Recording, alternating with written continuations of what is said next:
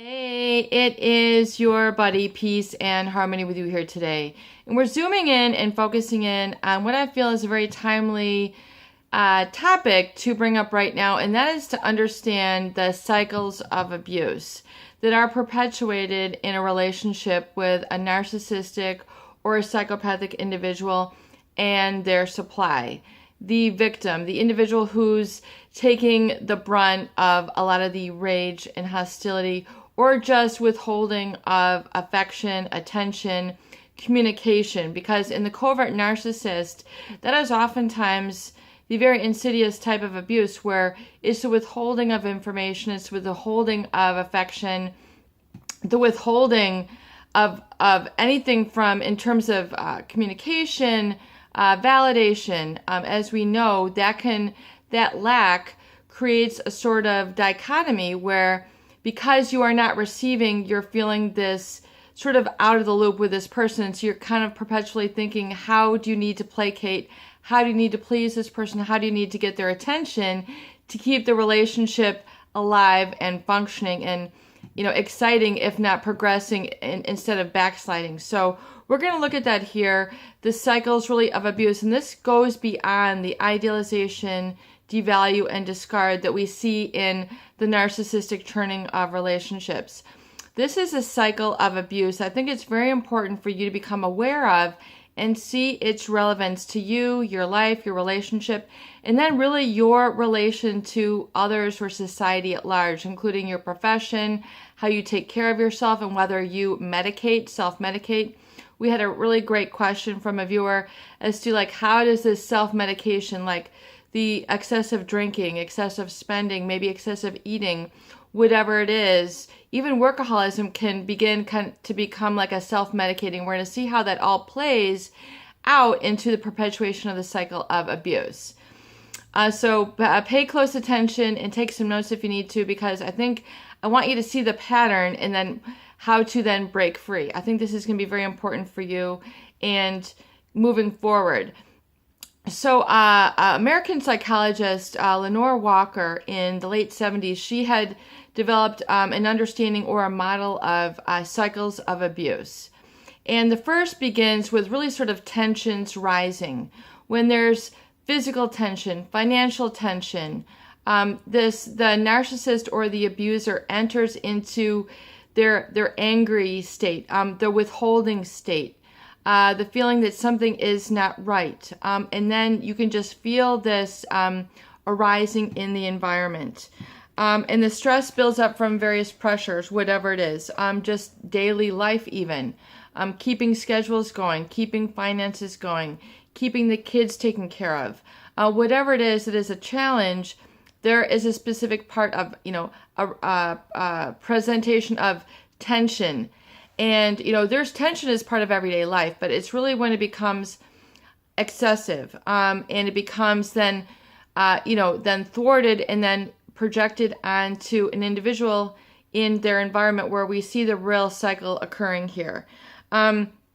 So whatever it is this person is perceiving that, the narcissist or the psychopath is not getting, whether it's, promotion at their job, whether it's their entitlement issues, whether it's their self-absorption, the me, if their supply is not getting met. So that can cause a sort of tension in the relationship and in the environment.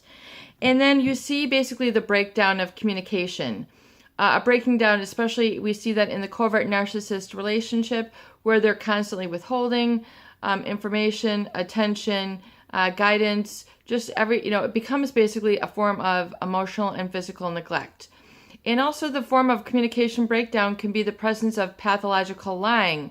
I was at a business event when they were out with another, individual. So we see the withholding of communication, breakdown of communication.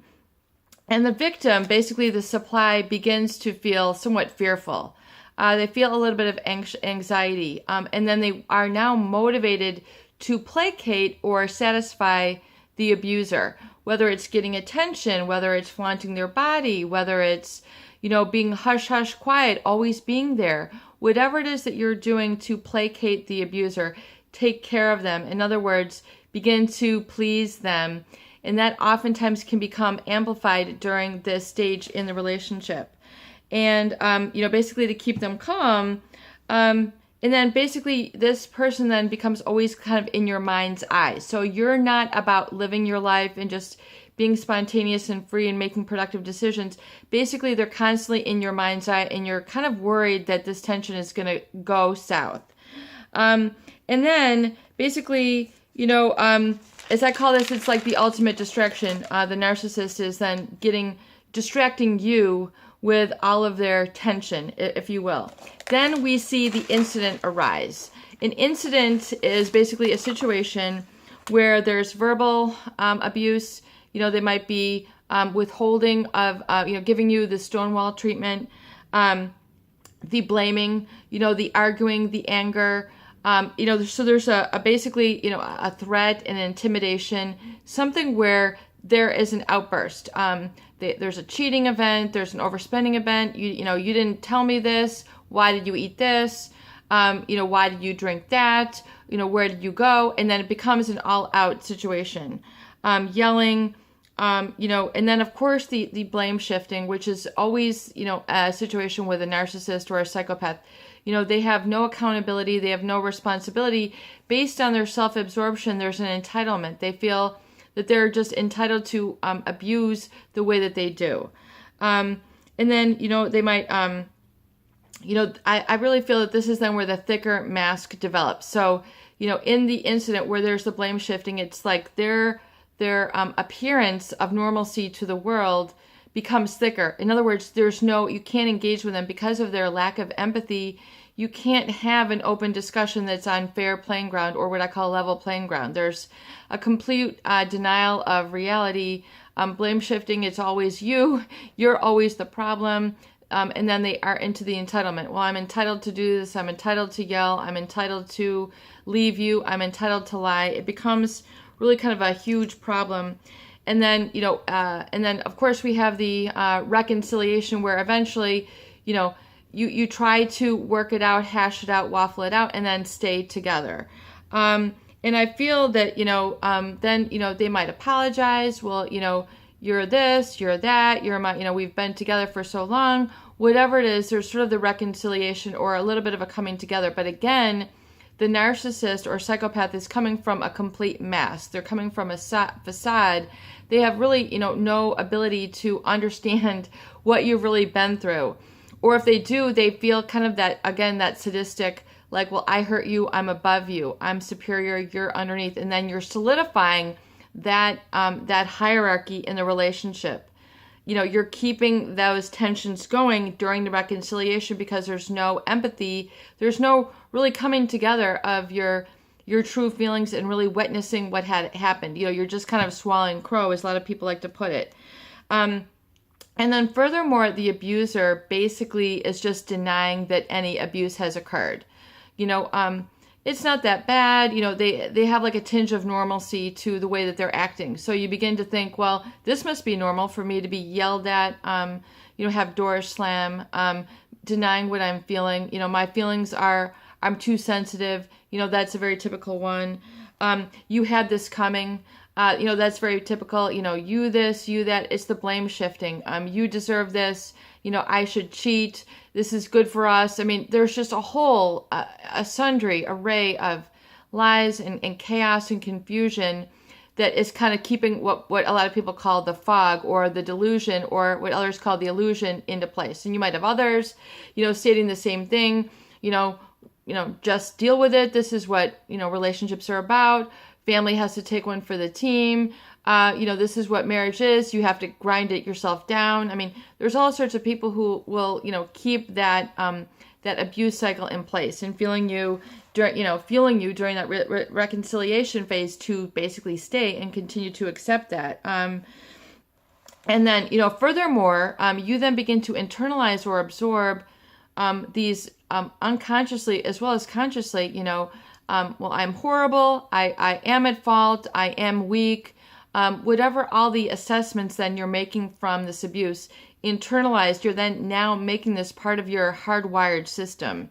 This is now part of your blueprint, your template of of yourself, and your thoughts and those feelings that are generated during that abuse is then memorized by the body. And it's basically the stress hormones are at work, and you're then kind of solidifying that, and then the adrenals are working, the cortisol is working, and to keep you hypervigilant. And then when you reconcile, it's like a temporary placation of that, but yet your body is memorizing this, so it's becoming really hardwired or indelibly etched into your mind, your thought process, and then your emotions. And this is then becoming, chronically over time, it becomes a mood, and then mood even longer over time becomes an identity. So then you begin to feel your identity is based on this very unhealthy dynamic. And then, of course, the classic blame shift. And then really it's the mask of the narcissist or psychopath is solidified there. You're buying into the mask, they're living the mask. So now you're feeling like something is a real disconnect, a distance, a gap between the two of you, a chasm, but yet you're carrying on as if this is normal. And that is the problem. And then it becomes very complex and convoluted at that point. And then also, they might tell you, oh, it's not that bad, suck it up. I've had worse. I mean, they totally will deny your feelings, your experience, and based on their lack of empathy, they will not be able to validate your feelings. And this is where people really begin to become depersonalized. They really begin to feel like my feelings don't matter. I don't matter. I'm not perceiving reality correctly. Then they have the whole social anxiety, where they don't know how to test reality effectively. They don't have a sense of themselves. In other words, they haven't, they don't know who they are. They haven't been able to exercise their internal voice, their opinions, their feelings, even their core language doesn't get used. And then basically, you get used to the denial and distorting of reality, and then denying of your feelings, denying of your perceptions. The gaslighting is taking place even more so. And then you're just, kind of like in a whirlwind of chaos. And then,